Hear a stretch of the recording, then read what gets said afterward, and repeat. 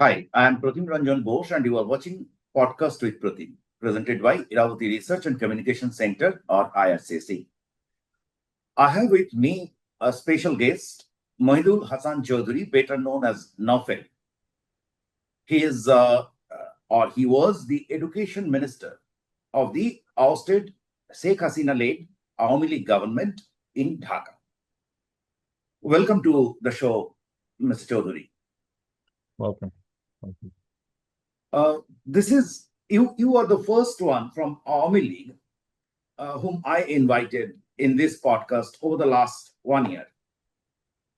It was quite I should say it was a decided move because I thought that others should get the opportunity first, and there were a lot of things, a lot of literature on Awami League and what are the problems, these, that. So in today's podcast, I will ask you some of the uncomfortable questions. I hope you wouldn't mind that. But before that, let me start with your quick reaction to the recent violence in Gopalganj. Bangladesh government squarely blamed your party for resorting to violence and preventing lawful assembly of the National Citizen Party. How do you look at it? Over to you. Thank you for inviting me in your podcast. So your first question is not question, but you wanted to hear my reaction regarding the incident that has happened in Gopalganj. You have to understand the event that this King's Party, the National Citizens Party, has called for, and the event was called March to Gopalganj. Prior to that, whatever the political processions that they were holding across the country in different districts were not called march or any kind of with any kind of violent connotation. So only with regards to Gopalganj, they have called for some kind of a war cry. The reason being, it was resonating to the march to Dhaka on August 5. Also, the demolishing of the house of our father of the nation, Bangabandhu Sheikh Mujibur Rahman, on Road 32 in Dhanmondi of Dhaka. So they called for a mass agitation, brought in violent extremist elements in front of the house which embodied and symbolized our struggle for freedom. Whether you like the person or not, the house itself was an embodiment of our struggle for freedom. And it was actually a government property. It was donated to the government of Bangladesh, and it was turned into a museum. That is where our father of the nation was killed, along with her whole family. So, and of course, his main mausoleum, where he's laid to rest, is in Gopalganj, Tungipara.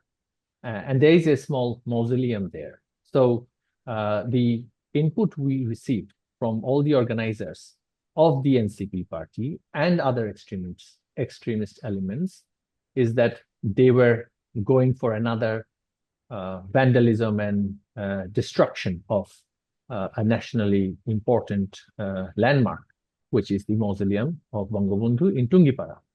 And they have literally declared that it is an open challenge to the people of Gopalganj, where they said it was to liberate Gopalganj.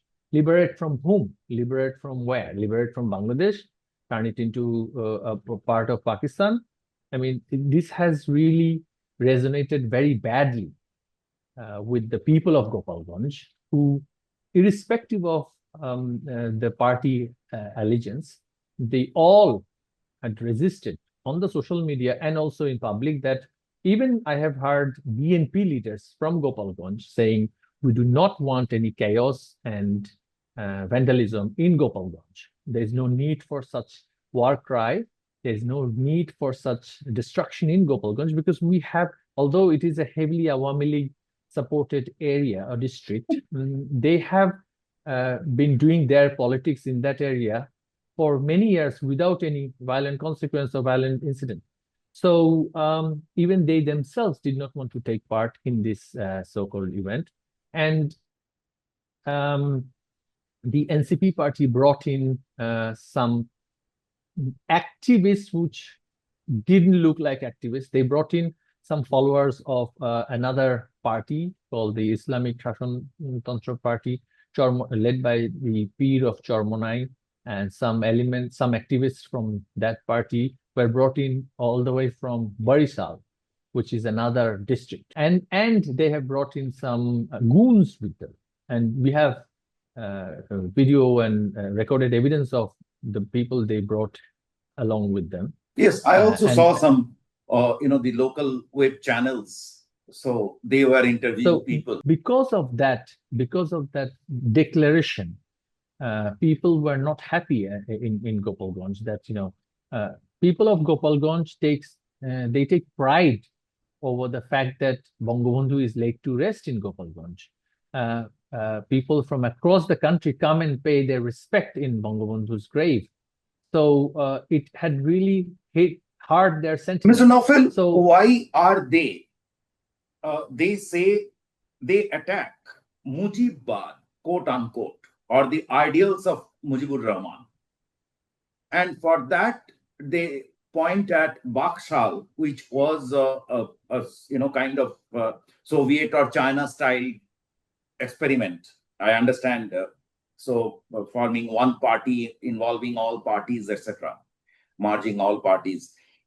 So back in 1975, it was, for those who are not aware, it was barely in practice because before it could really start, or it had just started when Mujibur Rahman was killed.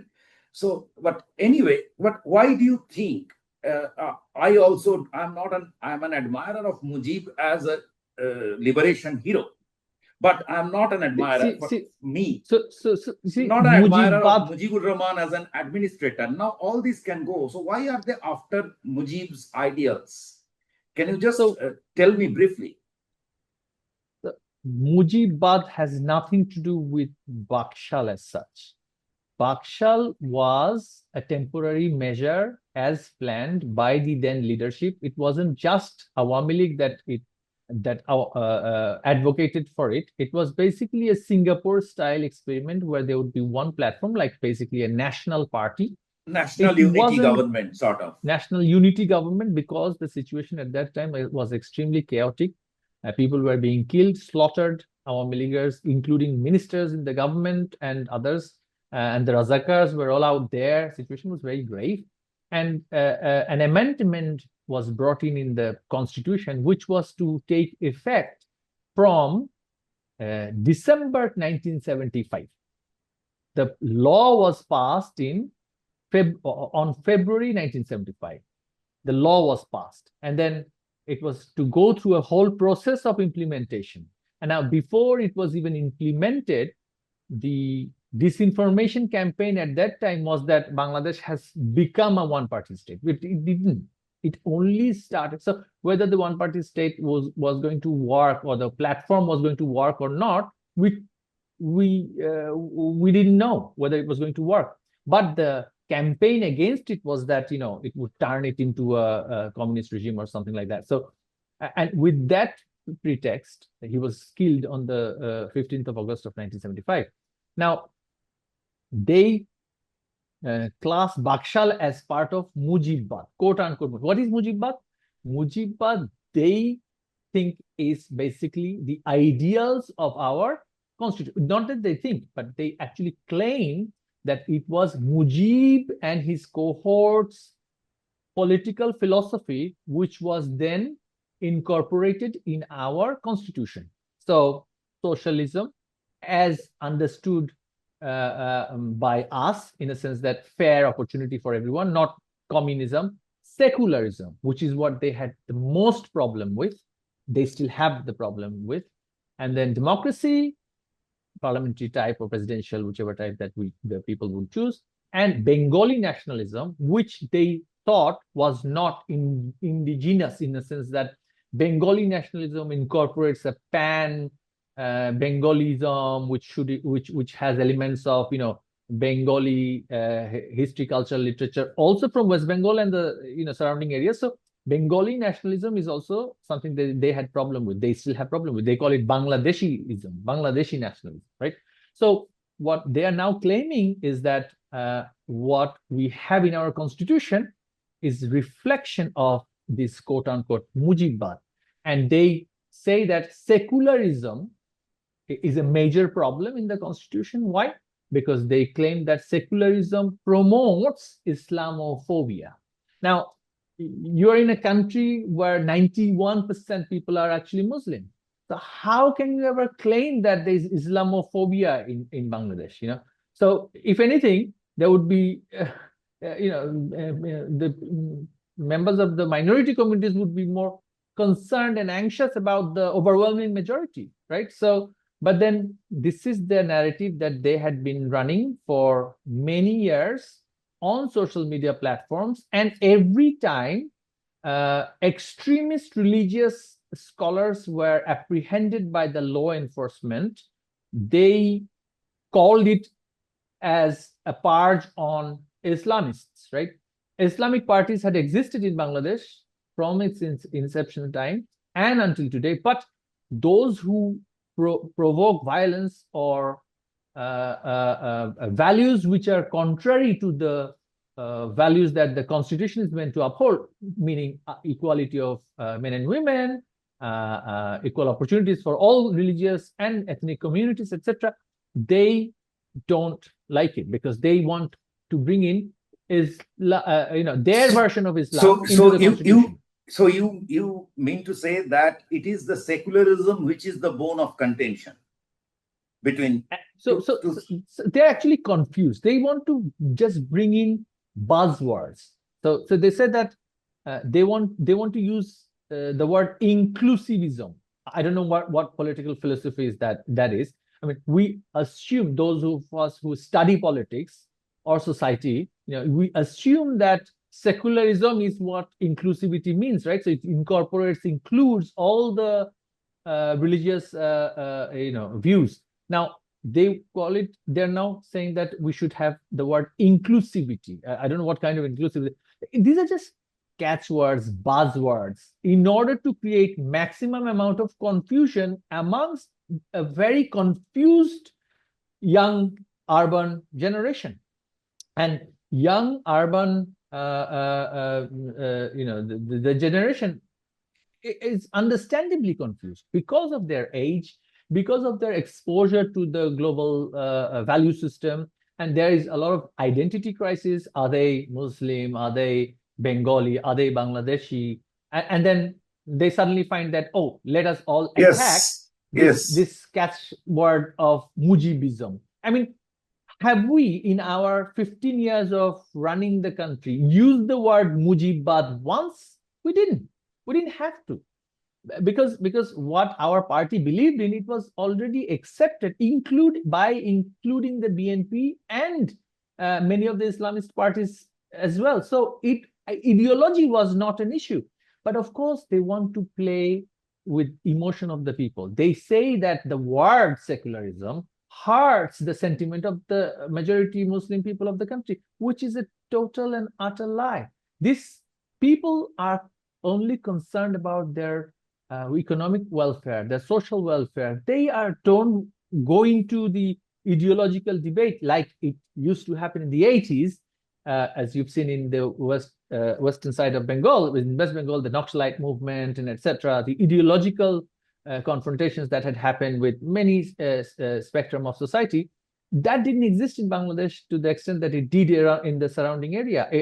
Because of the religiosity of the people, religion was an easier card to play with, and they had succeeded it, and they succeeded in doing so.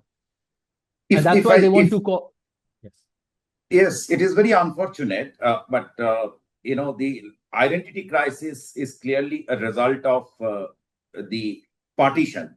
Pakistan suffered from it. We have seen that. They tried to and continues to suffer from it. they tried to distinguish from Indian culture and history, which is very foolish to, I mean, anyone. Shared heritage. They want to detach themselves from the shared heritage. We have a different political map, but the history and the heritage anthropology should be same. You cannot Absolutely. just claim overnight that we are different. Anyway, it was a politics of division. You see, divisive politics. Anyway, so let us come back to the present day, and you are right. I don't know what does it mean, but yesterday I was watching some clips from Dhaka where people are saying Tumike, Amike, and then saying Jongi, Jongi. Okay, so the word terrorist has become a word. It cannot be an issue to of celebrate. This is a very serious issue.